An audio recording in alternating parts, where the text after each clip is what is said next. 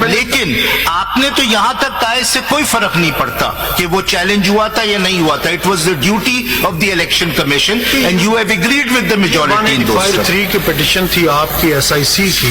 دیکھیے اگر آپ اس طرح پیچھے جاتے جائیں گے نا سر, پیچھے کا آپ میجورٹی ججمنٹ کو ریویو کرنا چاہتے ہیں. میجورٹی ججمنٹ ابھی تک آپ کے سامنے نہیں پڑھی گئی ہے. آپ وہ پوائنٹ تو آئے نہیں, پڑھی نہیں گئی ہے. صبح سے آپ سے پوچھا جا رہا ہے کہ کہاں پر پاکستان کی ہسٹری میں پہلی دفعہ 13 ممبر بینچ کی ججمنٹ ریویو ہو رہی ہے. It has never happened in اور آپ میجورٹی ججمنٹ نہیں پڑھیں گے پوری.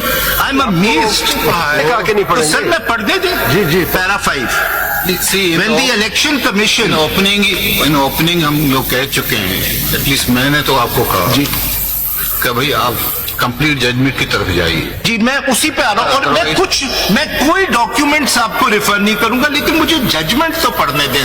کس نے منع کیا ہے فیصلہ, کیوں گلا کر رہے ہیں؟ جی When the election commission errs or makes significant mistakes impacting the electoral process. Ji sir.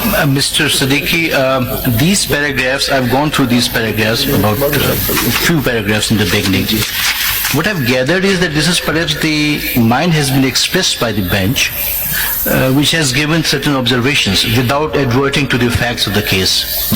And with this bias in their mind, perhaps, if I may say so, they have proceeded to discuss the case and then concluded afterwards. So what do you say? These paragraphs, does it lay down the premise of the judgment? Or